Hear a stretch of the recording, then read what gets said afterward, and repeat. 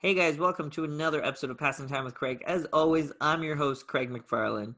And we are going to talk Father's Day today. We did a special episode for Mother's Day where I remembered and honored my mom, Pat. So I thought it was only fair that I do a Father's Day special talking about my dad, Steve McFarlane, who is a wonderful guy. And really, the whole reason why I'm doing this is because I couldn't think of what else to get him for Father's Day. And I thought, hey, let's record a whole podcast special. Take that, siblings. You know, they come up with great stuff. They've got kids that give him grandparent stuff, and he loves it. But yeah, so my dad, Steve McFarlane, is a very interesting fella. He was born 1960, same as my mom. And so he was 30. Him and my mom were 30 when they had me. And I was their fourth out of fifth kid. And I'm 30 and I am single and have no kids. So, really just the same we are. But he was also the fourth out of fifth in his family. So he had a younger sibling and then three older ones. Uh, he's an interesting guy for sure, my dad. A little bit on the rednecky side. I think that's a good way to say it, but uh, very loving, very honest. One thing I always loved about him and appreciated was that he always told us his stories. So he didn't graduate from high school. He dropped out, even though he was super close to graduating. He just was like, "Fuck this," and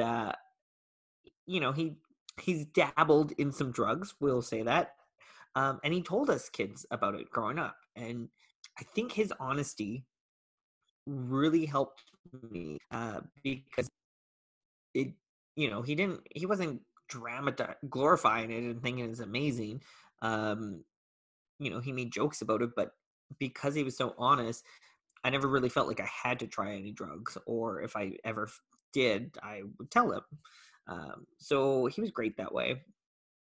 We didn't always see eye to eye as kids and parents do. He was my coach for softball, baseball, little league, I don't know, one of them. You know what I mean? Sports. And he wasn't afraid to teach me, treat me like everybody else. And when I was whiny and didn't want to play anymore, he didn't let me sit on the bench. He kicked me out to the stands to go sit with my mom. But he is a great guy, and was always there for his kids. And as I mentioned on the Mother's Day one, my mom passed away in 2000 from cancer.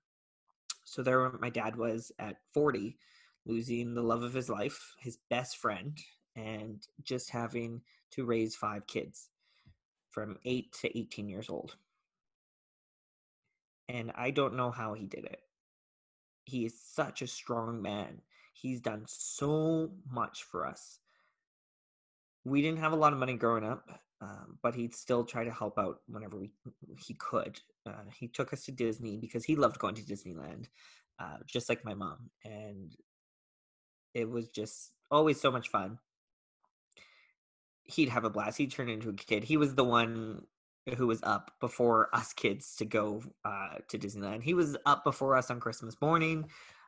He just gets so excited. He turns into a big kid himself, and it's awesome. And I know he had some tough times. He's been pretty honest with how tough it was for him to keep going on after mom passed away. But his honesty and strength, again, just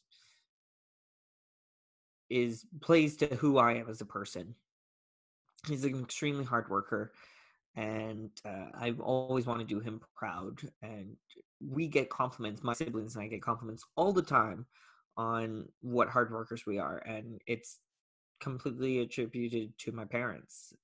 They raised us to be hard workers. We did chores since we were little kids, everything we could do, and we saw the importance of earning that buck. My dad, I don't know what else to say about him in particular. He just, he has a weird sense of humor, and like I said, grew up kind of redneck. And so here he has it, two gay sons. But he is so loving of us, me and my brother. Very proud of us. He was so excited to go to my brother's wedding. And he'd be so excited if I ever bring a guy home again. I don't see that happening.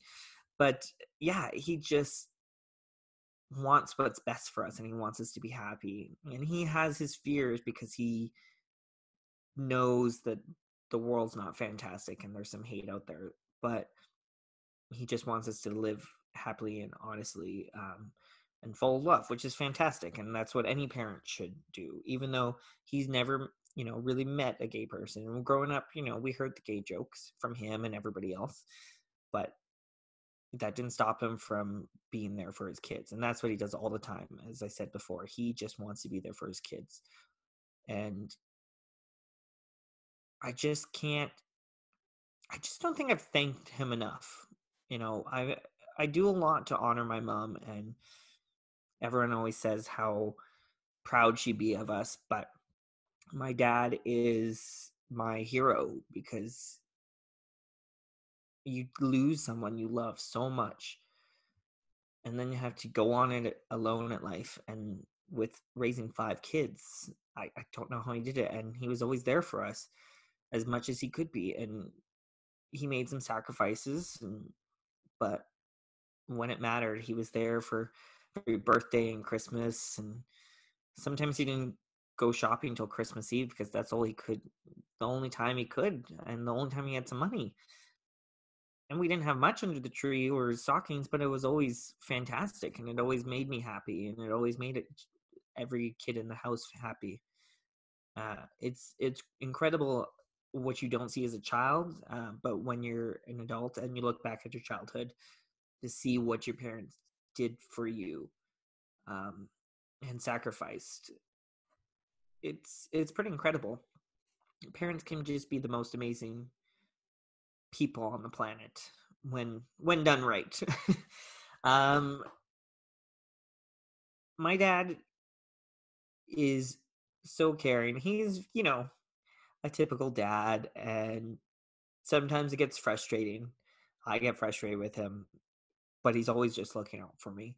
I've had some mental health issues, and I finally revealed to him a couple years ago that I have anxiety attacks, and I have a big problem with anxiety. Um, and I get depressed and some mood swings. And he was so willing. He lives outside of Calgary, about 40 minutes away from where I live, and he was so kind that at 11:30 at night, when I had a panic attack and I knew I couldn't stay the night, I had to come home to my apartment. He drove me home, and drove right back, only to wake up early to take my visiting brother and his girlfriend and my dad's wife, Sue, out to Banff. He was willing to do that. He would do anything for us. He would, if I called him right now, he would come visit me and be there for me. And I don't thank him enough. And that's kind of a reason why I wanted to do this podcast. It's a little different than some of the other ones. Obviously a little bit shorter, but like I said, couldn't think of what else to get my dad for Father's Day. So I thought, hey, let's put out into the interwebs how much I love and appreciate him. Uh, and he's grown into be a fantastic grandfather as well. Like, that's the role he was born to be. He loves his grandkids. He spoils them. He does whatever they want, and he will do whatever he can for them. And all my nieces and nephews just get so excited to see him.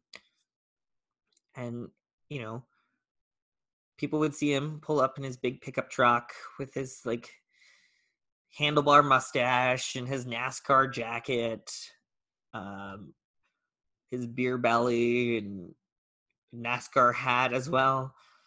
And you would definitely think, oh, good, but he's just the loving, most kind man. And I cannot think of a better father. And I am so lucky to have him as my dad. He's turning 60 this year. And, I don't know what we're going to do. We had plans, but the world's kind of gone crazy, but all he really wants is spend time with his kids and his grandkids. Strike that. He's kind of moved on from his kids. It's just about the grandkids. Uh, and I just love him. When I worked down at Disney World for a year, he got to come down, and I got him into the parks for free. And it's not enough that I've done for him, but I wish I could do more. But I know that he was very happy to come down there because he'd never been there before, and he always wanted to. Got him and his wife Sue in, and we had a great time. It was fantastic. And I was his favorite then because I got him in for free, and also I lived furthest away from him. But in actuality, I don't think I'm his favorite, but I am his favorite to drink with. So, Dad, got some rum and coke here. This is for you. I love you so much. I can't thank you enough for being a wonderful father, and everything you've done for me and for all my siblings.